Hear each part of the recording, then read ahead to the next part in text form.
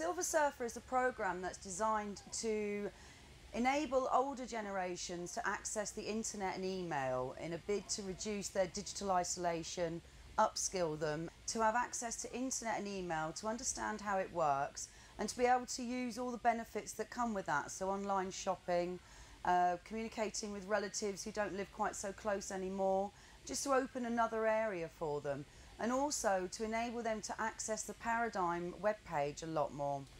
It really developed through going up to Worcester with Terry Floyd on a training day to find out a little bit more about a company called Digital Unite, who we partnered with. And obviously what I did was really just provide support to the actual project and find out what schemes would be interested in us actually launching them as a pilot for this project. The school is co-opted as onto the committee for COPAG, which is Chesham Older Persons Positive Action Group. And as part of that committee, we came into discussions with Paradigm Housing and older people about IT needs, and we wanted to support older people in their attempt to improve their IT skills, and we offered our students as volunteers. I'm chair of the Bucks Forum, which is the Over 50s Forum, and I'm on the committee of COPAG, and we've been looking for intergenerational projects, and this seemed a very good idea.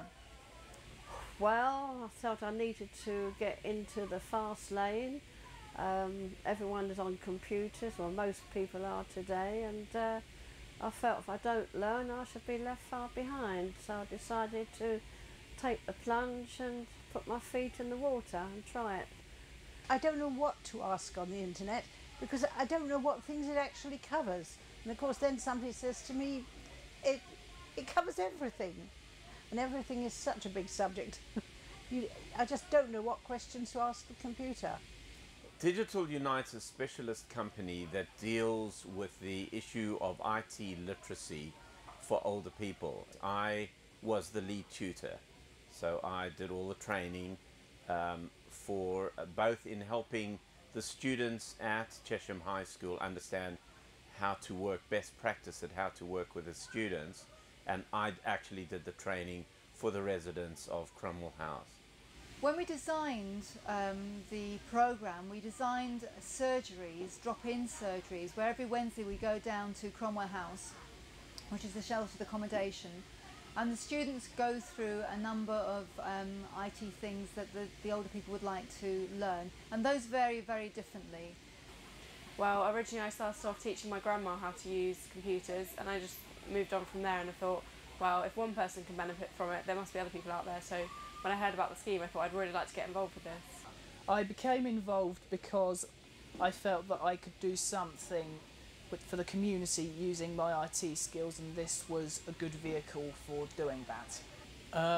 I've had plenty of practice because my grandparents didn't know how to use computers, my parents didn't know how to use computers, my mum's friends didn't know how to use computers, and I thought that it would just be a positive contribution to society. Because it was something new, and it's like a break from routine, and it's just interesting to learn more about IT and meet some new people. Well, because I don't come from a very computer literate family. I'm the only one really in my family who knows how to use computers, and I'm quite used to telling people how to do things, and so when the opportunity came up last November, I thought this is a skill that I could carry on, and it helps me to integrate myself into the local community even better. I was at a reps meeting and Terry Floyd produced some forms and said if anyone would like to learn IT skills, would they fill the form in? And at first I thought I didn't really want to be bothered, and then I filled the form in and I went on to the first course they did, and it was so interesting, and I was so wrapped up in it, I just wanted to continue. The buddies from the high school, they come and say, what would you like to do this week? And you say what you would like to learn, and they help you with it because they are computer literate from a young age. They grew up with computers, a phone in one ear and a mouse in the other.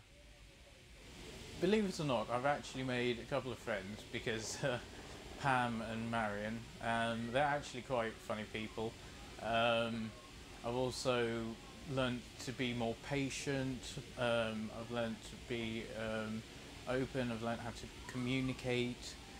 I've got a real sense of achievement of being able to help other people, because it's just so rewarding knowing that there are people out there that really want help and really want to learn things, and being able to help them.